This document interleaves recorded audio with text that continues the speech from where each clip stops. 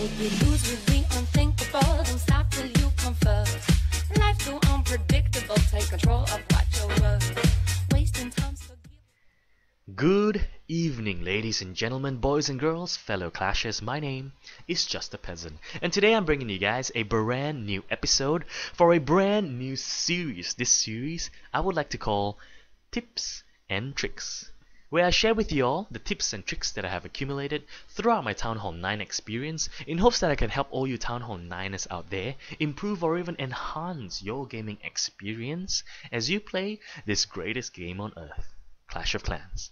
So, in the first episode, on today's episode, I would like to talk about base design or base defense, because as we all know, defense in this game is as important as offense or attacks. So it doesn't matter if you're trophy hunting or farming for loot or in war, your base design is absolutely crucial. So I'm gonna split today's episode in two. The first part is going to be the basics of base design, and the second part is going to be the advanced stuff. So in basics, the first part consists of two buildings, and you may have already guessed it. It is the town hall and the clan castle. So let's go into the first part.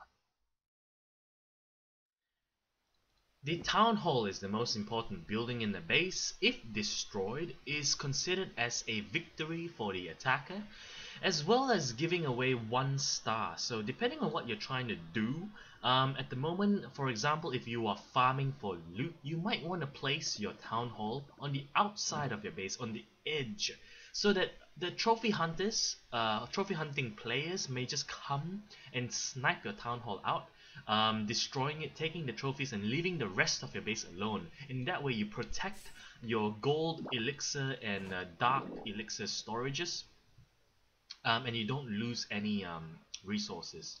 In war, it is completely the opposite. In the way, you want to protect your town hall by placing it at a very centralized location. Every war base should have the town hall in a center, because you don't want to give away an easy 2 star. So as we can see, Matt's base here, town hall is quite in the center, and it's quite difficult to reach it and get that 2 stars. Another example is Pink Juice's base. This is a Chris's base, and it's also in the middle. And the next base is mine, and as you can see, it is also in a center location. There we go. The clan castle is different. The clan castle should always be in the center of the base, because the clan castle has troops in it, your reinforcements are in it, and you don't want the attacker, the enemy, the attacking player to easily lure out your clan castle troops and then bring them to the edge of the map and kill them off before actually starting the attack. So your clan castle should always be in a centralized location, whether you are farming or whether you are at war. Attackers usually use tower targeting units to lure out your clan castle. So tower targeting units are giants, hogs, and balloons.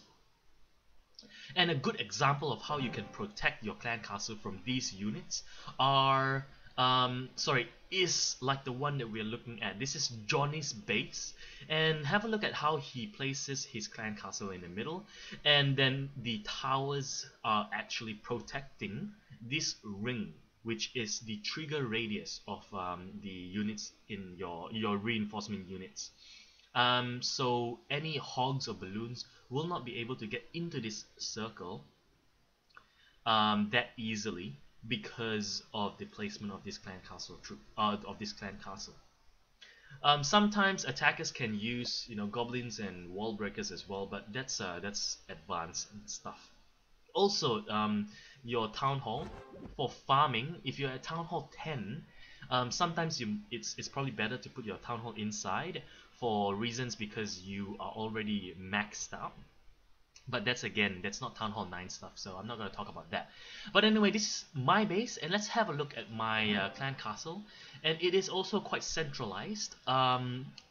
I placed a cannon on the outside of the base here, so that if a giant or a hog would come this way, he will not be able to come into my radius here of the clan castle. So one or two hogs will not be able to lure my clan castle out as well. I don't know if a balloon here could lure, or a hog could lure my clan castle throughout. Nobody's really done that. But I know for a fact that down here, a giant, or sorry, a hog or a balloon will not be able to lure out my clan castle, because this radius is not big enough. It has to be actually covering the tile that the hog is in. So this is how I centralize my clan castle as well. So yeah, that is the basics of building a base. Next up is advanced stuff. Welcome back, guys. Alright, now it's time for advanced tactics for base design. Now if you had a look and you were wondering why my clan castle was not in the center of my base, what's in the center is actually my dark elixir storage that I want to protect more than my clan castle. But it's also because my clan castle is actually protected as well. By what? By these Tesla towers. Now these actually happened to me before in a war. I think I was Town Hall 8 back then, when I was trying to do a funny dragon attack that I planned to lure the clan castle troops out, and I only brought with me 2 giants because it looked really easy to lure out. Except that when I dropped 1 giant, it's kind of like here. When I dropped 1 giant, suddenly a Tesla tower popped out, and then I dropped another giant, but both the giants were not enough to take the Tesla out, and the Tesla, together with a few other buildings behind it, took my giants out, and therefore the clan castle did not get lured. And yeah, it kind of screwed my attack up. The reason why attackers like to lure the clan castle troops out is because then once they lure all the troops out, they can drag them all to the edge of the map here, and then you know, destroy them. So then they can do an attack with knowing that there's no troops in the clan castle. They can do their raid after that. So yeah, what my base would look like without what my base would look like from an attacker's point of view is like this. So you won't see the Teslas, obviously, because they're hidden, and you'll see the clan castle and you think that, well, this wall here, if I drop a giant, it will lure the clan castle troop out. Yeah, it will, but then up comes a Tesla tower, and if that's the only giant you brought with you, you're not gonna lure anything out.